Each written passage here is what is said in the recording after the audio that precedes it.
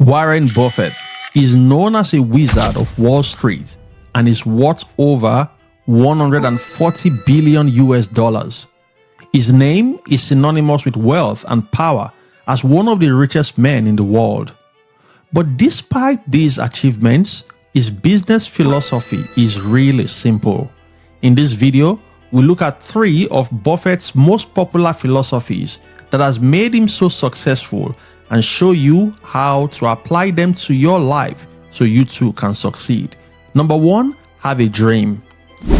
Buffett tells the story of Rose Blumkin, who was born in 1893 near present-day Belarus and immigrated to the US in 1917 to reunite with her husband.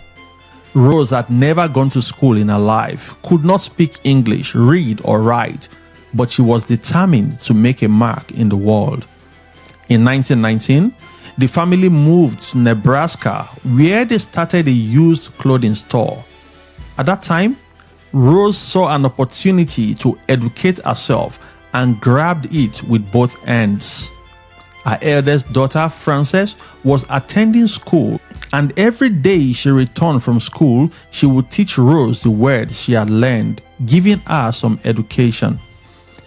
But it was at the clothing store that the most dramatic transformation took place. Rose began to save all she could and grew her savings consistently. By 1933, she had saved up to $500. Rose was in her mid-40s and used the $500 to establish the Nebraska Furniture Mart in the basement of her husband's store. Rose grew the business to become the largest indoor furniture store in America, and this caught the attention of Warren Buffett, and he approached her to buy the company. In 1983, 50 years later, Buffett's company, Berkshire Hathaway, purchased a 90% share of the Nebraska Furniture Mart for $60 million. Rose continued to work for Buffett until she retired in 1989, 6 years later. And then in another twist, Rose came out of retirement 3 months later to open a rival store directly across the street from the Furniture Mart. Buffett also bought the company in 1991 after it started making profit. Rose continued to be involved in the day-to-day operations of the business until she died in 1998. Now, Buffett applies this strategy to his business. He buys stocks even if they are not doing exceptionally well and dreams that in the long run they would yield huge profits.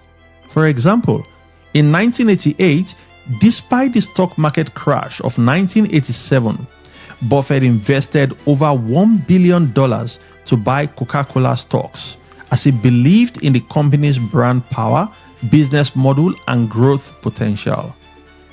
While everyone waited anxiously to see what would happen, over time, the investment in Coca-Cola became one of his most profitable, reflecting the reward of his patient approach.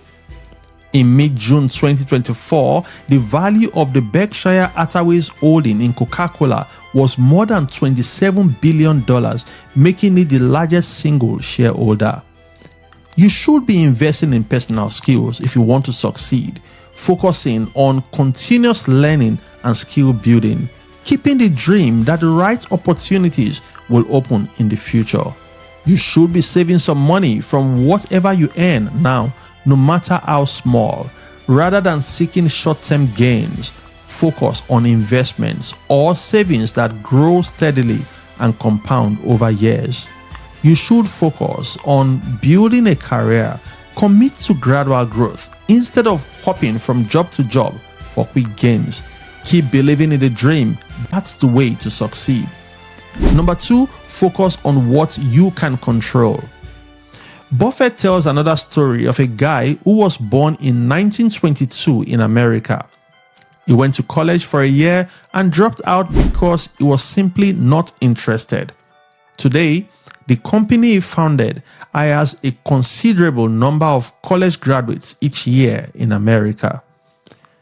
After fighting in World War II with the Navy, This guy went back to America and went from job to job for a while until he landed a job as a used car salesman in a Cadillac dealership in Missouri.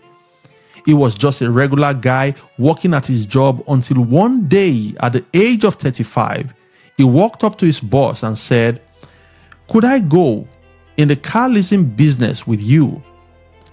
The boss looked at him and said, "If you cut your salary in half and give me $25,000, we have a partnership." This guy raised the $25,000 and started his business enterprise, Rent a Car, with 7 cars.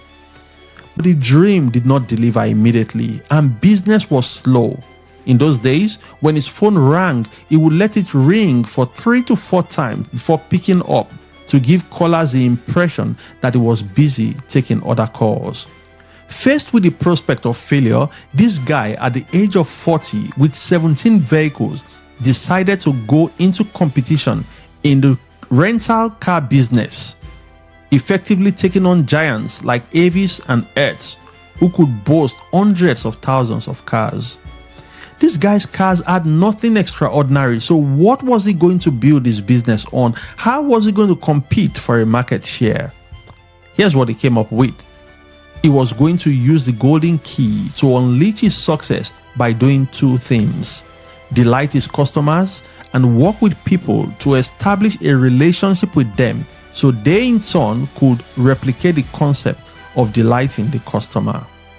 He succeeded in doing this, and at his death, Rent a Car was worth more than double Avis and Hertz, his most prominent competitors.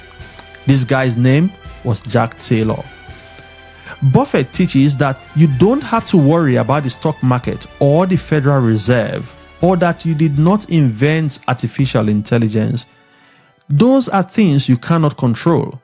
But it suggests you focus on the one thing you can control or change. In Jack's case, he was focused on changing the customer experience. The question to you then would be, in your case, what is the one thing you can change? Can you think of any? Can you start working on it right now? Jack's story teaches us that sometimes we don't need something outside of us to succeed. Your current job, your current relationship, your current savings could all be turned into huge successes if you focus on the one thing you can change. Hey, before we go into the third strategy from Buffett, please subscribe to the channel and turn the notification bell on if you are new here so you never miss an episode from us. On this channel, we focus on the success strategies of successful people and encourage you to apply them to your life. Number 3, invest in what you understand. Buffett told Berkshire Hathaway's annual shareholders at the 2019 meeting that they should invest in what they know and expand your circle of competence if you can. You are effectively taking a shot in the dark when you throw money at an industry that leaves you clueless as to how and why it might succeed or fail. According to Buffett, you should not go into an investment to lose money. For instance, for a long time, Buffett refused to invest in high-tech stocks like Apple back in their pilgrimage because he admits he didn't fully understand what they were about or what they were trying to achieve. Don't place your money in an area where you are incompetent, at least until you become competent. Take some time to educate yourself first.